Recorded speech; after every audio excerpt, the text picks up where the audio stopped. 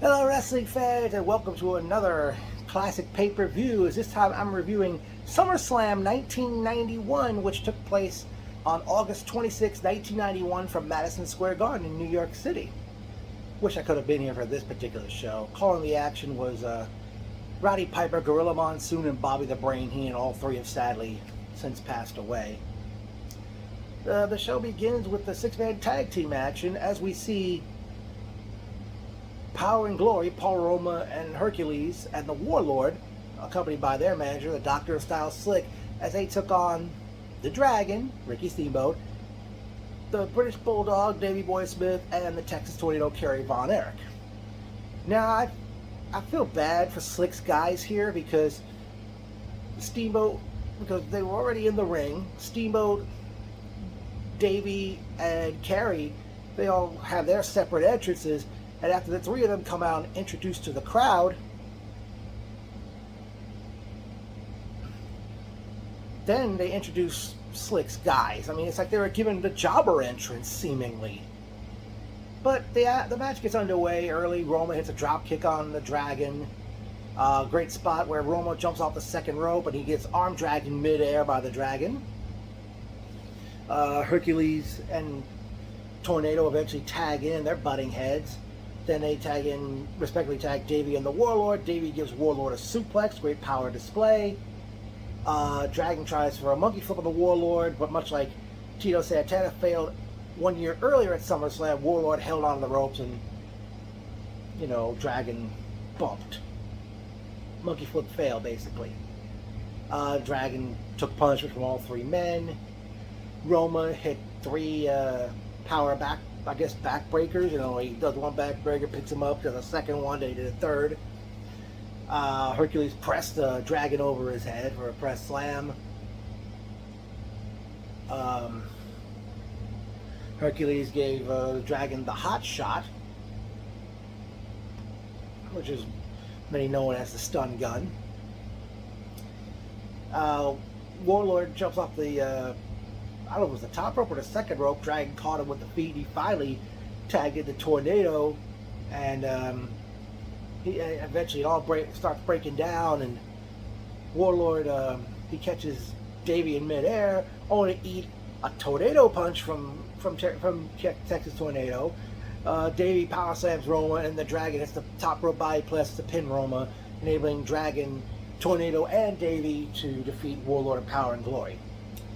Decent opener, good way to squeeze all six of these men on the show. Sadly, by the time Survivor Series rolled around, both Roma and the Dragon would be gone from the company. In '92, within the next year, Tornado, Hercules, and the Warlord would be gone as well. I just feel bad for Power and Glory here because they had such potential 1 year earlier, and after getting squashed by Legion of Doom at WrestleMania 7 and then put in a worthless mid-card working with the Bushwhackers on house shows, their status fell after that. Next up is a match that pretty much people still talk about to this day, as Bret the Hitman Hart challenged Mr. Perfect for the Intercontinental Championship. Perfect was accompanied by his new manager, the Coach, which was the late John Tolis, as Bobby the Brain Heenan had stopped managing and decided he was going to be a full-time broadcast journalist. Early in the bout, a lot of great mat work by both of these guys. Bret attempted a crucifix, but Perfect kicked out. There was hair pulling by both men as they both went for the side headlock.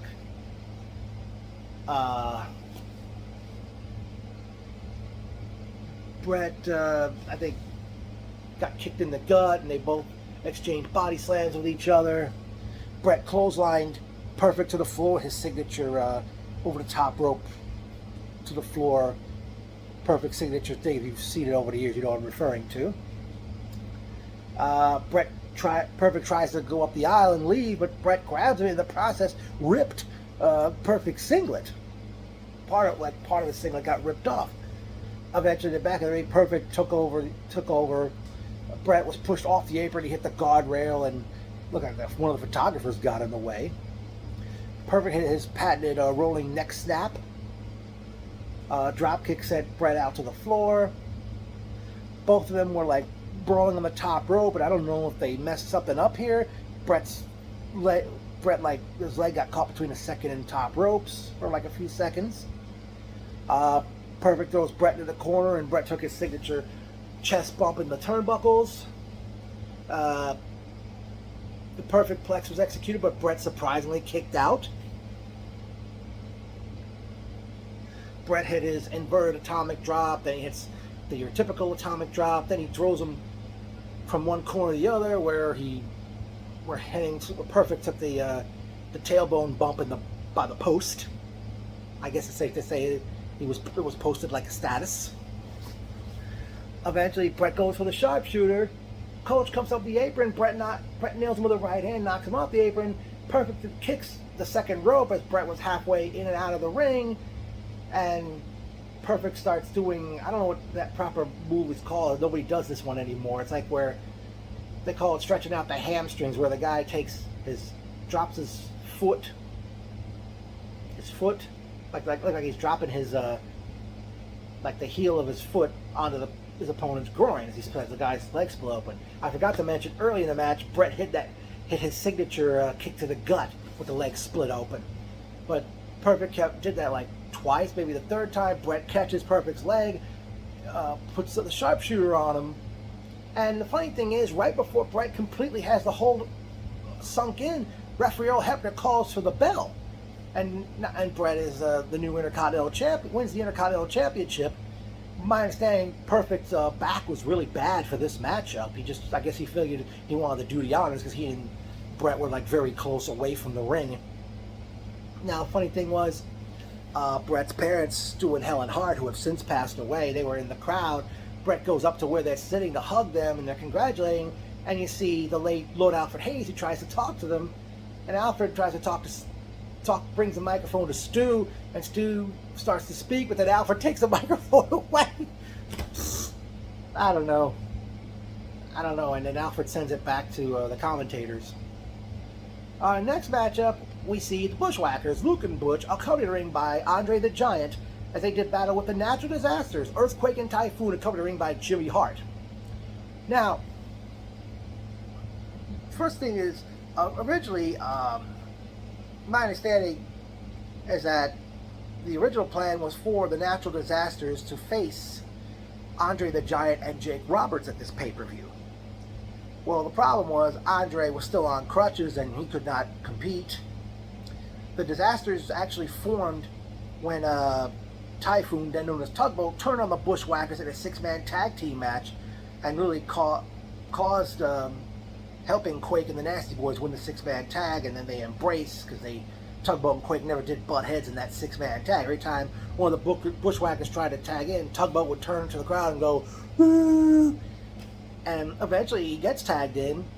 Tugboat is in there with Brian Knobbs. Knobbs tags Quake, and then they're face to face, but they didn't butt heads. Tugboat tagged one of the Bushwhackers back in, and eventually Tugboat turned on him, and as we see the Natural Disasters. Before the bell, they look at the Disasters were going to go after Andre, but the Bushwhackers hit a double thumb poke in the eye to both of them. Butch just had a little late lunchtime with Typhoon's backside. Earthquake accidentally squashes Typhoon in the corner. The Bushwhackers hit their battering ram on Typhoon. Then a double clothesline on Earthquake.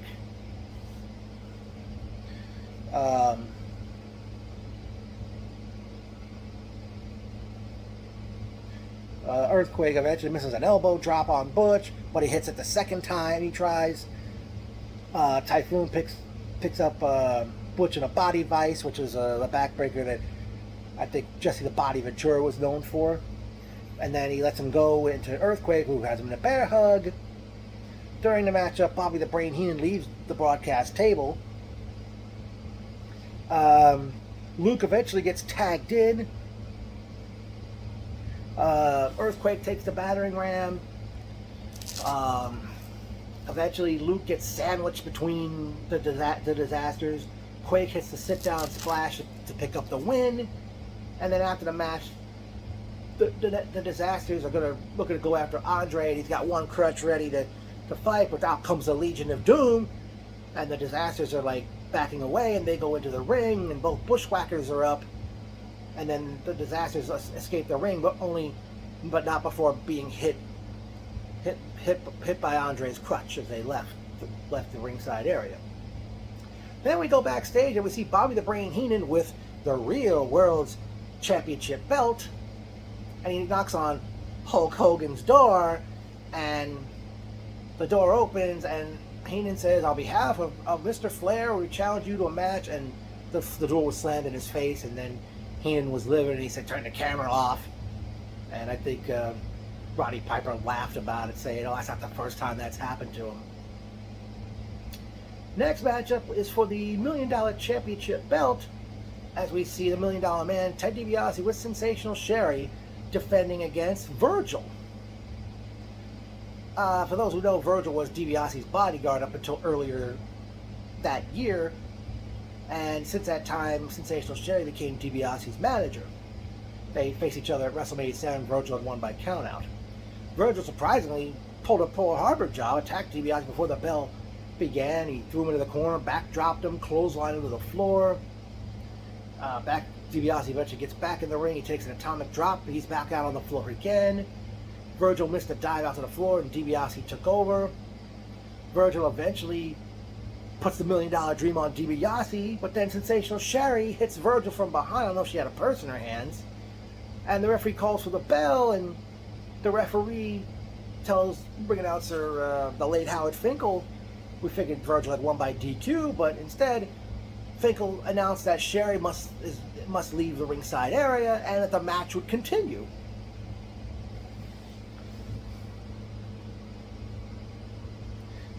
Virgil hit the 10 turnbuckle spot in the corner. Somebody was thrown to the referee in the corner. DiBiase get 2 suplexes, and then he removes the pad off the turnbuckle. Virgil prevents DiBiase from ramming him into the... DiBiase tries to ram Virgil into that exposed metal buckle, but he blocks it, rams DiBiase's head. The referee starts a 10 count, and Virgil gets on top of DiBiase, pins him to win the $1 Million Championship.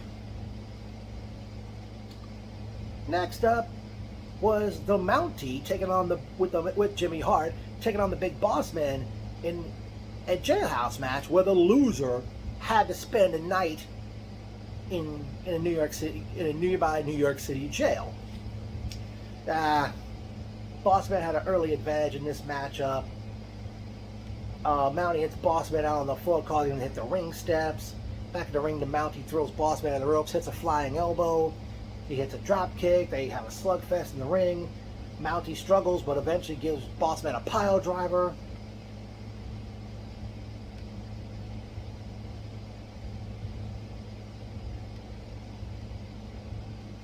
Jimmy Hart distracts the referee while the Mountie had his cattle prod. He tried to zap Boss Man with it. Boss Man moves out of the way, and the prod didn't get stuck in the ring. But before Mountie could move, Boss Man hit him with a punch. And I think the cattle prod went flying out to the floor, out of the ring. Boss Man hits his Boss Man slam, but the Mountie gets his shoulder up.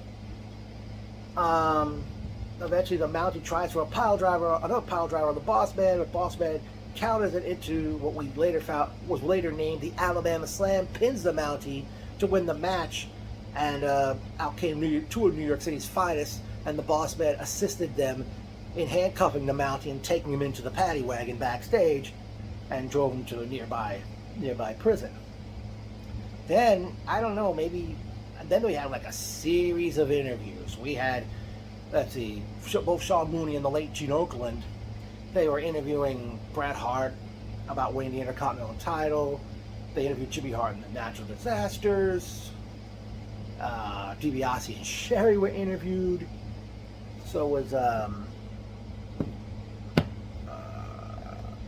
wow. And they eventually interviewed the Nasty Boys and the Legion of Doom for their upcoming match for the Tag Team Championship.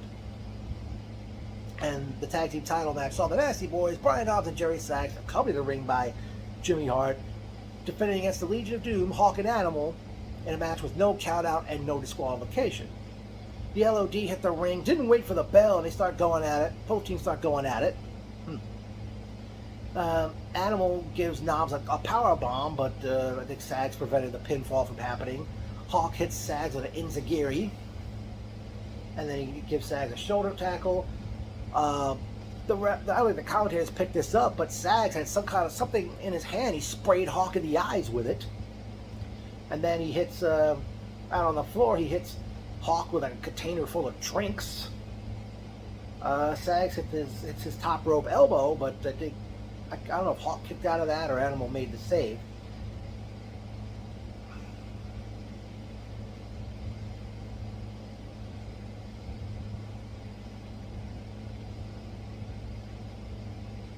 Oh yeah, Animal finally gets the hot tag. He power slams Knobs. Eventually, Jimmy Yard brings the Knobs that motorcycle helmet. Hawk's held wide open. Hawk ducks, but before Knobs hits Sags, he puts on the brakes, and then he hits Hawk with the helmet. Hawk eventually hits the helmet. I think he hits both Nasty Boys with it, and then Sags ends up they hit Sags with the Doomsday device. Animal makes the 3 count. Hawk kicks Knobs to prevent him from making the save, and the Legion of Doom win the Tag Team Championship. And as a result, they actually made history. The Legion of Doom became the first, by winning those belts that night, they became the first tag team to win NWA, AWA, and WWF tag team titles. Throughout the pay-per-view after that matchup, cameras were checking up on the Mountie as they were like bringing him into the prison, and they had to bring him to get fingerprinted, and he get fingerprinted, and they took his mug shot, and they eventually put him in the prison cell. And I'm sure they weren't actual prisoners he was in the cell with. One guy says to him, "Do you know how about the feeling of leather?" And the Mountie's screaming for mercy and stuff. Because I know he didn't stay there for 24 hours. That was all just done for the camera. And those, like I said, those might not have been other prisoners in there with him. They were probably local independent wrestlers of that time. Next matchup, we see Irwin R. Shyster, IRS, taking on Greg the Hammer Valentine. For those who don't know, Irwin R. Shyster is Mike Rotunda, who months earlier, he had returned to the WWF with this character. Greg the Hammer Valentine had gone face by the beginning of 1991, and it just didn't feel the same with Valentine as a baby face, because his face run was a big time fail. Like, he was just putting people over until he ended up leaving in 1992. But in this case was no exception. Eventually, in this match, IRS does his abdominal stretch spot where he grabs the rope until the referee catches him. He hits Valentine with the flying clothesline, which he would later call the ride-off, or the I forgot what he called it. Hammer went to the top, pressed IRS off the top rope. IRS tried to charge in the corner, but his knee ends up hitting the top turnbuckle. Valentine puts on the figure 4 leg lock. IRS grabs the rope to break it. Valentine misses the Hammer elbow drop, surprisingly. He ends up hitting IRS with a shin breaker, where he picks IRS up and drops his leg over his own knee, gives him a headbutt to the midsection. Valentine tries for the figure 4 again, but IRS counters a small package and pins the Hammer to win the match. Then it was time for what was billed as the match made in hell, as the Triangle of Terror, Sergeant Slaughter, Qudam Mustafa, and General Adnan did battle with the Ultimate Warrior and Hulk Hogan, with Sid Justice as the guest referee. In the early going, Sid catches Slaughter with some kind of strap in his hand, and Slaughter took punishment in the early going from both Hogan and the Warrior. Slaughter with an eye poke on Hogan. Mustafa gets tagged in. He gives Hogan a gut wrench suplex, puts him in the camel clutch. Slaughter had thrown Hogan into Sid, but Sid didn't budge. Warrior gets tagged in. Warrior, before he gets tagged, he pushes Slaughter off the top rope. Warrior gets tagged in. He accidentally runs into Sid, who doesn't budge. He budges for Warrior either. There were moments General Adnan got his licks in. Slaughter hits the clothesline, which he would call the Slaughter Cannon. Eventually, Warrior hit a flying clothesline. He tags Hogan. In the process, Warrior grabs a chair, chases Mustafa and Adnan to the back. In the meanwhile, while Sid was looking at that, Hogan threw powder in Slaughter's eyes and gives him the leg drop, and Sid makes what seemed like a fast 3 count, enabling Hogan and Warrior to win the matchup. After the match, Hogan has asked Sid to come back to the ring, rips off his ref shirt, and they both are flexing to the crowd. Well, that was all the matches, but up next was the match made in heaven when Macho Man Randy Savage and Miss Elizabeth were going to get married. Truth was, they had actually got married in real life back in 1984. At the time this wedding took place, I don't know if they were already separated legally, because I know within the next year they did divorce. I mean, nice ceremony, but it actually did. I was surprised they did the ceremony in the ring. You know, they took the ropes down, had a nice wedding ceremony put together. But eventually they showed at the wedding reception. Savage and Elizabeth are opening their wedding gifts, and Elizabeth sees a cobra, and Savage is hit in the head by the Undertaker with the urn, and Jake Roberts has the cobra. He's taunting it right in Elizabeth's face until Sid Justice look like he has like a wooden chair, and he's telling Jake and the Undertaker to get out of here, and then they eventually back away, and talk about a couple of party crashers. But so that, which kind of like set the stage for, because the problem here was Jake was supposed to start prior to SummerSlam. Jake had become a heel again, when he turned out he was aligned with the Undertaker all along. He's trying to help the Ultimate Warrior face his fears of the dark side. Then, and in this one, like I said, Jake and Undertaker, because originally Warrior and Jake were going to start doing house shows after SummerSlam, but what happened was Warrior wanted more money to work this handicap tag match. He held Vince McMahon up for more money, and my understanding, after the show, Warrior was suspended or fired or something happened, and that's where the program with Warrior and Jake, that program was thrown out the window, and Sid started doing house shows with Jake after SummerSlam. And then when Sid got injured, they started will Savage be reinstated to do with Jake Roberts himself, and it set off quite a nice thing. But overall, SummerSlam 1991, very good show from the past. Knowing it was in Madison Square Garden, I wish I could have been there. And I mean, I think the only bummers on this show to me were the Bushwhackers Natural Disasters tag match and the match between Greg Valentine and IRS.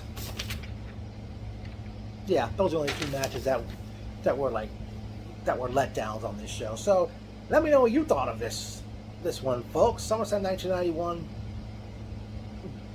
Did you like it? Didn't like it? It was okay. So. I'll definitely have more pay-per-views to review for you pretty soon.